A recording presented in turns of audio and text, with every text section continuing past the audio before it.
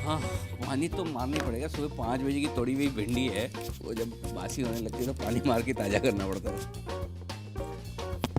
Sir मौसम तो गजब का हो गया है। शानदार है एकदम एकदम। दिल्ली में भी ऐसा हो सकता है। Check check check check check check. हाँ, चलो शुरू करते हैं। आसान अंदाज में जो आप सबकी समझ में आए और क्या हो गया?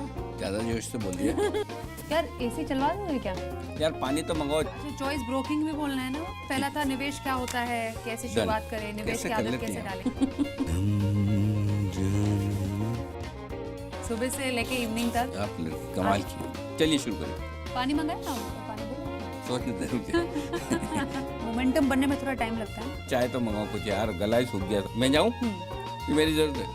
अरे अब तो शो खत्म ही हो गया, अब क्या पानी का। स्वागत है आप सभी का। ये है choice broking presents investment Gurukul, एक बेहद ही खास शो जिसमें आपको निवेश की बारीकियां हम बताते हैं और बहुत ही बेहद ही सिंपल और ख़ास अंदाज में, जो आपको एकदम आसानी से समझ में आ जाए। हम पहले 2 एपिसोड्स कर चुके हैं जिसमें हमने बात की निवेश क्या होता है, कैसे शुरुआत की जाए, कैसे निवेश की आदत डाली जाए, कंपाउंडिंग इंटरेस्ट की बेहतरीन हमने कहानी सुनी। किससे? अनिल जी से। बहुत स्वागत है सर आपका। Thank you. और आप जिस अंदाज से समझाते हैं ना निवेश के बारे में, वो लोगों को बहुत अच्छे से समझ आ जाता है। आप कंपाउंडिंग इंटरेस्ट कितने अच्छे से समझाया दो आपने। चीजें हैं स्वाति। हाँ। एक तो अच्छा लगना और एक समझ में आना। हाँ। दोनों में फर्क है। ये मैं पक्के तौर पे कह सकती हूँ, ये दोनों ही आपके जो तमाम व्यूअर्स हैं वो समझते तो हैं। कोशिश हमारी ये कि अच्छा भी लगे, समझ में भी आए, नहीं कि अच्छे से समझ में आ जाए। बिल्कुल। और जितने रिस्पॉन्स हमें आए, इनफैक्ट पहले 2 एपिसोड के बाद लोग कह रहे हैं कि बेहतरीन आपने शो शुरू किया इन्वेस्टमेंट गुरुकुल का।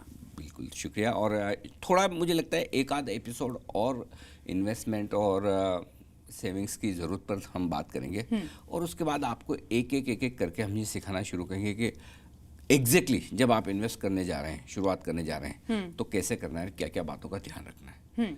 अब निवेश की जब बात हो रही है, कई लोग ये कहते हैं अनिल जी, क्या करे क्या ना करे, ये कैसी मुश्किल है। हाँ, तो निवेश का ये फंडा क्या है? नहीं करेंगे तो सिर्फ जब तक गाते रहेंगे कि कैसी मुश्किल हाय, वो ठीक है। नहीं करेंगे तो फिर हाय हाय होगा। तो इसलिए हाय तक ठीक है। बेसिकली सिंपल है स्वाति, उसमें कोई बहुत बड़ी बात नहीं है। सबसे पहले तो आपको क्या सीखना है इन्वेस्टमेंट करने में, कि आपको इन्वेस्टमेंट कहाँ कहाँ नहीं करना है। कहाँ करना है वो नहीं, कहाँ कहाँ नहीं करना है। यही तो परेशानी है, कहाँ नहीं करना है। हाँ, जब तो कुछ आता ही नहीं है तो कैसे पता चले? एग्जैक्टली आपने जवाब दे दिया आपके सवाल का। मालूम है क्या, इन्वेस्टमेंट की सबसे पहली रिक्वायरमेंट ये है, सबसे पहली बात जो आपको सीखनी है, और वो ये है कि जो मुझे नहीं आता उसमें निवेश नहीं करूंगा। अच्छा। हाँ, हिंदुस्तान में लोग क्यों पैसा लगाते हैं सोने में, क्यों लगाते हैं प्रॉपर्टी में? क्योंकि उन्हें लगता है हमें आता है। हाँ। ठीक है। एफडी में क्यों पैसा लगाते हैं? हमें आता है, गए बैंक में एफडी करा दी। ठीक है। लेकिन यही एफडी, यही फिक्स इनकम वाला कोई म्यूचुअल फंड है, जिसे हम डेट फंड, गिल्ड फंड कहते हैं। हाँ। बात वही है, लेकिन वो आता नहीं तो नहीं भारी लगाते। भरकम शब्द आ जाते हैं। हाँ, आता नहीं है। Equity, share market, equity mutual fund, SIP, आता नहीं है, इसलिए पैसे नहीं लगाते। तो पहली चीज तो ये बहुत साफ है। वैसे एक तरह से समझदारी का काम भी है, जो नहीं आता है वहां पैसा मत लगाइए। लेकिन वो सॉल्यूशन नहीं है। सॉल्यूशन वो नहीं कि जो नहीं आता वो वहां पैसा नहीं लगाना है। और इसीलिए इन्वेस्टमेंट गुरुकुल है। बिल्कुल। जहां जरूरत है और जो सही है वहां पैसा लगाना है। तो जो आपको आता है ठीक है अपनी जगह, जो नहीं आता है वो फिर हम अब इन्वेस्टमेंट गुरुकुल में आपको सिखाने वाले हैं। तो क्या करना चाहिए? अब आपने बोला क्या नहीं करना चाहिए, लेकिन करना क्या चाहिए? अच्छा, आप पैसा बचाती हैं, बिल्कुल। किस लिए बचाती हैं?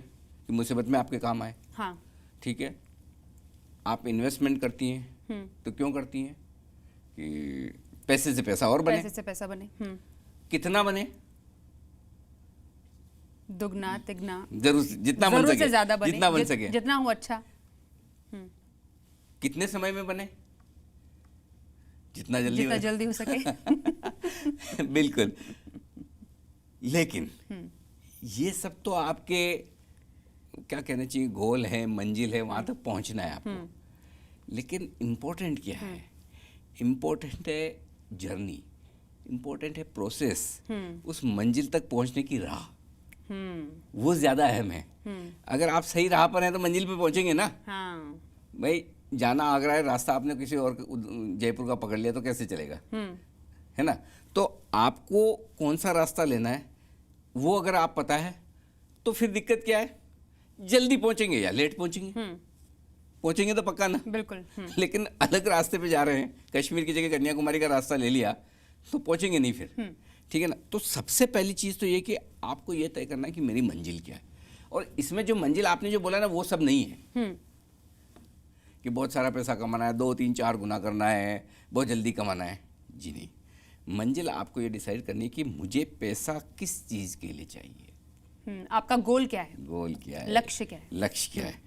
क्या मुझे गाड़ी खरीदनी है, क्या मुझे एक फॉरेन ट्रिप करनी है, क्या मुझे अच्छे गैजेट्स खरीदने हैं, या क्या मुझे कुछ और, मुझे खुद को पढ़ाई करनी है, मेरे बच्चों को पढ़ाई करवानी है, उनकी एजुकेशन के लिए चाहिए, घर खरीदना है, शादी या रिटायरमेंट की अपनी जरूरत है। It could be anything. 1 lakh रुपए के आईफोन खरीदने से लेकर शादी का 1 करोड़ रुपए तक का कोई भी आपका लक्ष्य हो सकता है। तो सबसे पहले तो आपको ये समझना है कि आज जो ये पैसे मैं बचा रहा हूँ ये किस काम के लिए बचा रहा हूँ। अब आमतौर पर लोग गलती करते हैं, बचाते तो हैं, पता है पैसा बचाना है, फ्यूचर में काम आएगा, लेकिन जब पैसा निवेश कर रहे हैं ना तब ये नहीं सोचते कि इस पैसे को जो निवेश कर रहा हूँ ये मेरे कब काम आएगा, ये पैसा जो निवेश कर रहा हूँ ये कब काम आएगा। ये पैसा 5-5 हज़ार रुपये में बचा के एक आईफोन खरीदूंगा या 10-10 हज़ार रुपये कई सालों तक बचा कर मैं एक घर खरीदूंगा। दोनों में फ़र्क है। और क्यों है वो, इसलिए ऐसा होता है कि जब तक आप ये फ़र्क नहीं करेंगी ना तब तक आप सही जगह निवेश नहीं कर पाएंगे।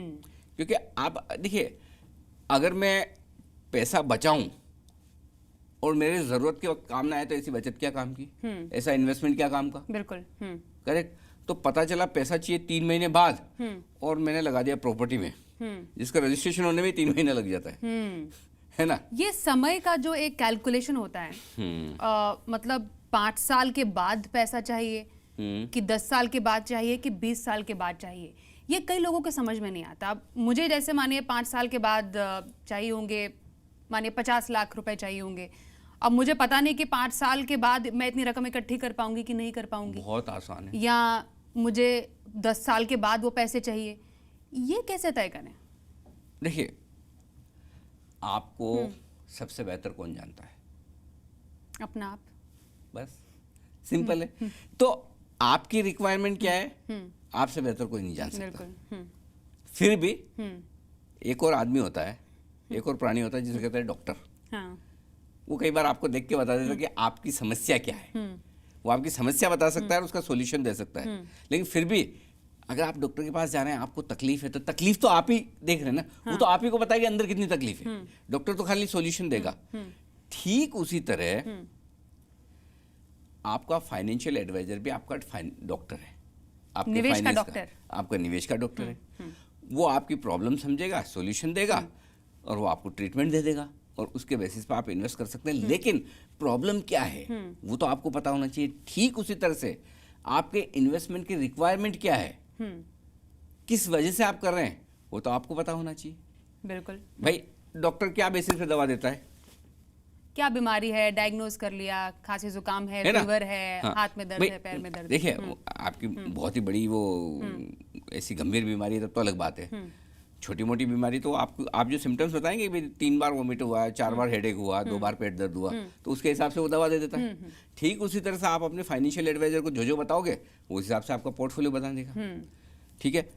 यहाँ पे थोड़ा सा फर्क इतना है कि अगर आपको ये पता है कि मैं इस काम के लिए पैसा बचाना चाहता हूँ कि 5 साल बाद मुझे पढ़ाई के लिए इतने पैसे की ज़रूरत पड़ेगी, 3 साल बाद मुझे गाड़ी खरीदनी उसके लिए इतने पैसे की ज़रूरत पड़ेगी, तो उस हिसाब से कहाँ कितना इन्वेस्टमेंट होना चाहिए वो आपका फाइनेंशियल एडवाइजर बता देगा। या अगर आप थोड़ी मेहनत करेंगे तो आपको खुद को भी पता चलेगा। आजकल कैलकुलेशन करने के तो 50 तरीके हैं। इंटरनेट पे जाइए तुरंत आपको पता चल जाएगा धड़ाधड़ एकदम आपका कि कितना एक अनु जी, ये एक है गोल बेस्ड इन्वेस्टमेंट, एक हो गई नीड बेस्ड इन्वेस्टमेंट, और एक है आप कितना जल्दी और समय के साथ इन्वेस्टमेंट की शुरुआत करते हैं। अब ऐसे भी कई निवेशक होंगे जो कि सोचते हैं कि पहली सैलरी आ गई या 18 की उम्र हो गई जब आपके वोटिंग राइट शुरू होते हैं, चलिए अब निवेश का श्री गणेश भी कर देते हैं। करेक्ट। कुछ ऐसे होंगे जो कि अब 30s में निवेश करते हैं, तो जितना जल्दी निवेश शुरू किया जाए वो बेहतर कि समय आने पर नीड बेस्ड इन्वेस्टमेंट सही होता है या गोल बेस्ड इन्वेस्टमेंट सही? नहीं, सबसे ज़्यादा छाते तो बारिश के वक्त ही बिकते हैं। गर्मी में कौन खरीदता है? लेकिन ये सबको पता है कि जो छाता गर्मी में खरीदा जाए वो सस्ता होता है। हाँ बारिश के वक्त प्रीमियम देनी पड़ती है, भाव बढ़ जाते हैं जी। करेक्ट। तो बस आपको पता करना है कि आपको अपना छाता कब खरीदना है। जब जरूरत पड़े उस वक्त जाके खरीदें या पहले से रख लें कि बारिश तो आनी, सबको पता है बारिश आनी है, कम आएगी या ज्यादा आएगी, बात तो उतनी है। सबको पता है फ्यूचर में पैसे लगेंगे, कम लगेंगे या ज्यादा लगेंगे, बात तो उतनी है। तो फिर ले लो ना भाई, छाता खरीद लो आज ही, इंतजार किस बात का है। लेकिन एक गलत फहमी जो हिंदुस्तान में कई लोगों को है वो यहां दूर करना जरूरी है। वो क्या? पहली बात कि अभी तो मेरी उम्र 10, 12, 15 साल 20 साल ही हुई है और अभी तो मैंने पहली कमाई की है, अभी से क्या पैसा लगाना, अभी तो मेरे खाने खेलने के दिन है, ऐश करने के दिन है, पार्टी करने के दिन है, शौक पूरे करने, शौक पूरे करने के दिन है। तो ऐसा जो लोग सोचते हैं वो गलत है। और दूसरी एक और एक्सट्रीम केस भी है, ऐसा नहीं 15-20 साल वाले लोग ही गलत सोचते हैं, कुछ लोग ऐसे भी जो 65-70 वाले हैं, वो सोचा अब हमारी तो उम्र निकल गई, कब्र में पैर लटके हैं, कभी भी निकल जाएंगे, अब क्या जरूरत, अब क्या पैसा बचाना और अब क्या इन्वेस्ट करना, वो भी गलत वो भी है। गलत है। गलत दोनों ही है, 15 साल वाला भी गलत है, 75 वाला भी गलत है। इन्वेस्टमेंट के लिए कभी भी देर नहीं हुई है। जो मैंने पहले भी कहा था कि इन्वेस्टमेंट की शुरुआत कब से होनी चाहिए? कल से। जो जा चुका है वो वाला कल, नहीं कि आने वाला कल। कल नहीं की तो आज करिए, क्योंकि आप ऑलरेडी लेट हैं। ठीक उसी तरह से अगर आप 70 के भी हैं तब भी आपको इन्वेस्टमेंट करना चाहिए। फ़र्क क्या है? फ़र्क सिर्फ इतना है कि 15-20 साल की उम्र में अलग तरह से इन्वेस्टमेंट होगा, 60-70 साल की उम्र में अलग तरह से इन्वेस्टमेंट होगा, 40-45-50 में अलग तरह से होगा। आपकी उम्र के हिसाब से, आपकी कमाई के हिसाब से, आपके रिस्क लेने की कैपेसिटी के हिसाब से इन्वेस्टमेंट के तरीके बदलेंगे, कहाँ आप निवेश करेंगे वो तरीके बदलेंगे। लेकिन ऐसा नहीं कि इन्वेस्टमेंट नहीं होगा, होगा, 100% होगा। तो निवेश से जुड़ी ढेरों बातें करनी है। एक छोटे से ब्रेक के लिए यहाँ पर रुकेंगे। ब्रेक के बाद हम आपको बताएंगे निवेश के और तरीके, किन किन बारीकियों का ध्यान रखने की आपको जरूरत है। इसलिए आप बने रहिए हमारे साथ, देखते रहिए choice broking presents investment Gurukul.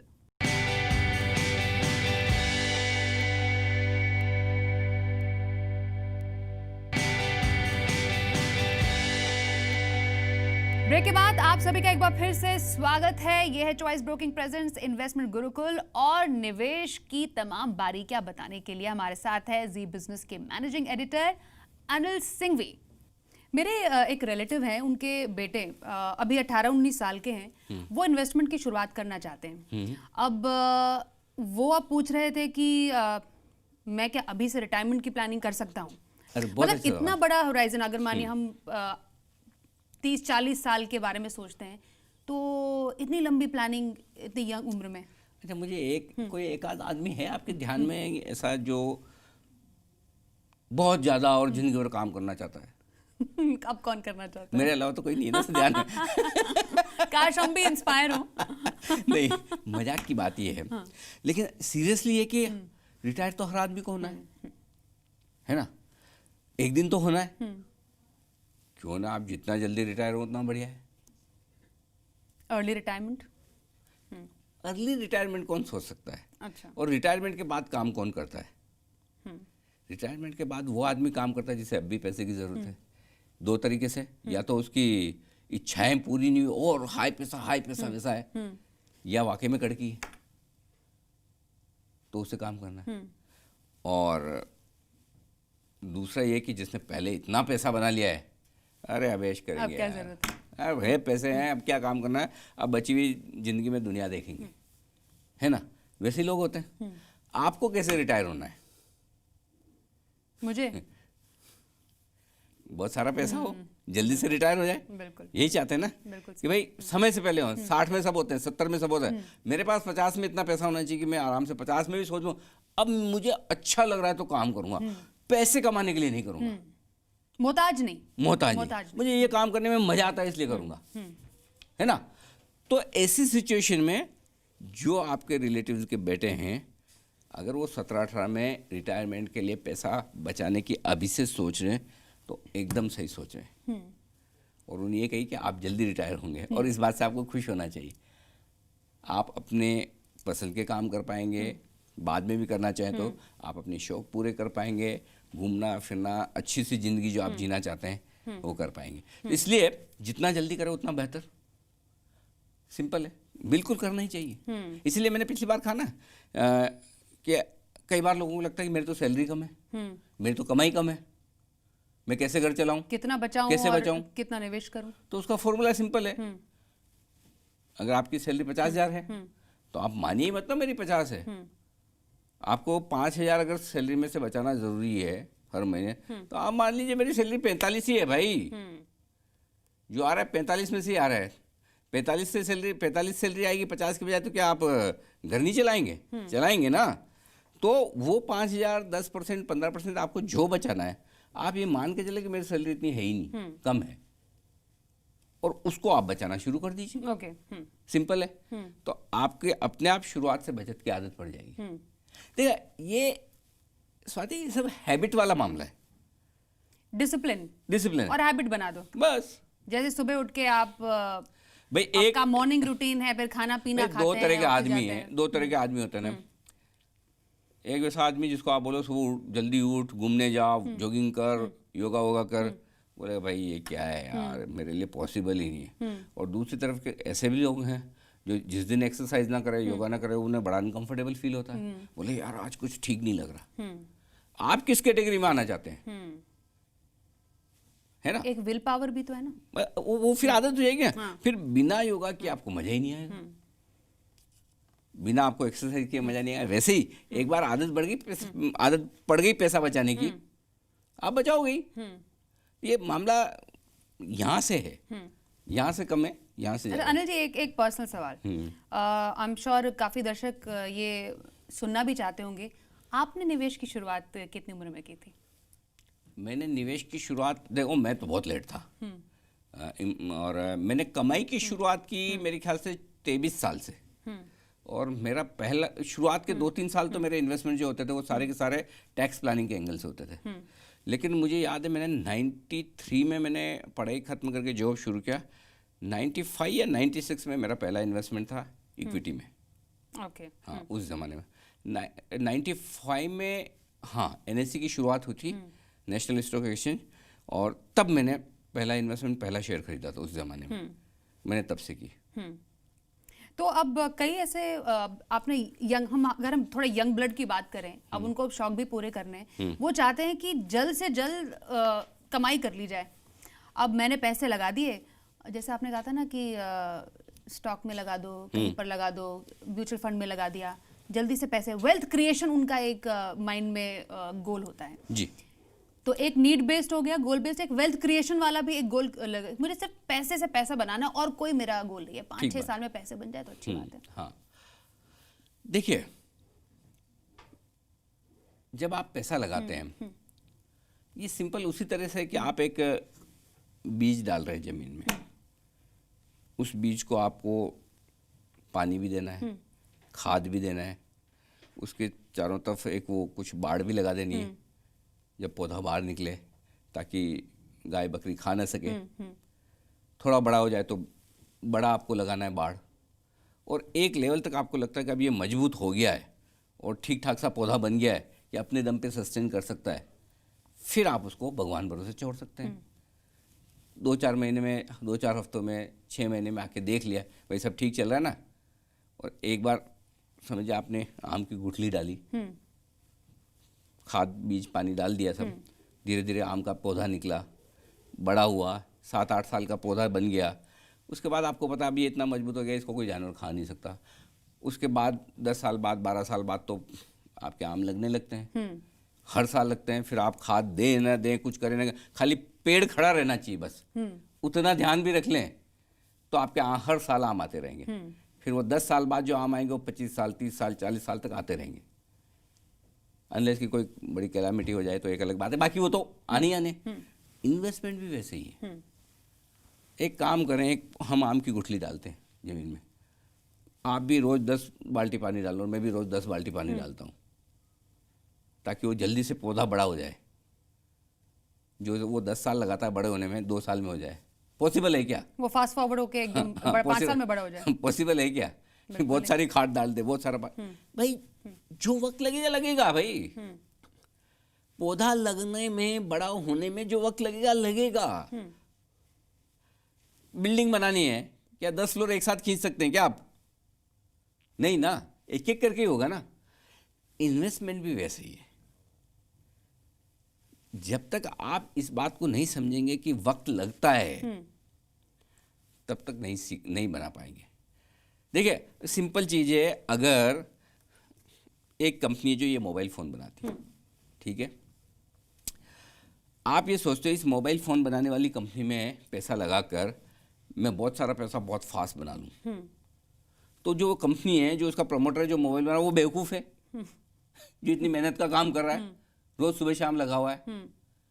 भाई अल्टीमेटली बिजनेस धीरे धीरे ग्रो होता है, धीरे धीरे आगे बढ़ता है, कई सारी चुनौतियां होती है। आपको क्या लगता है मुझे कुछ नहीं करना, खाली शेयर खरीद लूं या खाली एक छोटा इन्वेस्टमेंट कर लूं, उससे मैं करोड़पति फटाफट हो जाऊं? ऐसा नहीं है। तो बेसिकली लालच नहीं, एक तरीके से लालच ही हो गया ना। 100% लालच है, जल्द से जल्द पैसा मिल जाए, वो जल्दी के चक्कर में जो है वो चले जाता है। और इसीलिए ज्यादातर लोग मार्केट से भाग जाते हैं या सही इन्वेस्टमेंट नहीं कर पाते। तो इन्वेस्टमेंट के सबसे पहले नियम के तौर पर आपको एक चीज़ समझ लेनी है कि मुझे भाई आप है ना, गाय भी दूध देगी तो कितना देगी, जितनी कैपेसिटी उतनी देगी। आप ऐसा तो नहीं कि साल भर का दूध एक साथ निकाल लें, है ना। ठीक इन्वेस्टमेंट में भी ऐसा ही है। हो सकता है कभी आपकी लॉटरी लग जाए, कोई शेयर लेते ही भाग जाए, बड़ा पैसा बन जाए, एक वो अलग चीज़ है, वो नसीब है, वो दिमाग से नहीं है ना। तो आपको एक ही चीज़ ध्यान रखनी है कि अपनी रिस्क ध्यान में रखें, कितने समय के लिए पैसा लगाना है, किस पर्पज से पैसा लगाना है, और उस हिसाब से फिर उसको टाइम देना है।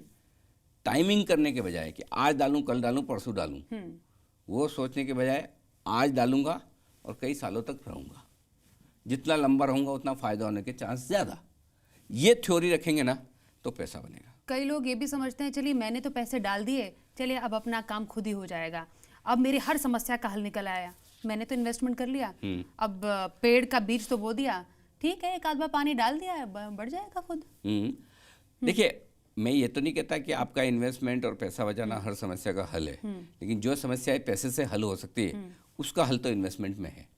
अगर आप बीमार पड़ गए और हॉस्पिटल में हैं तो हॉस्पिटल का बिल तो आपका पैसा भर सकता है, लेकिन आपकी सेवा करने के लिए तो आपके माँ बाप, भाई बहन, पति पत्नी जो भी है वही चाहिए। हाँ। तो फैमिली फर्स्ट, उसकी तो जो इम्पोर्टेंस है जो है ही, उसको तो कोई रिप्लेस नहीं कर सकता। बिल्कुल। लेकिन जो समस्याएं पैसे से हल हो सकती है वो जरूर इन्वेस्टमेंट हल कर सकता है। तो ये चीज़ ध्यान में रखनी चाहिए। रिश्तों को अहमियत दें, पैसा भी जरूरी है लेकिन रिश्तों से ज़्यादा नहीं। बेहतरीन।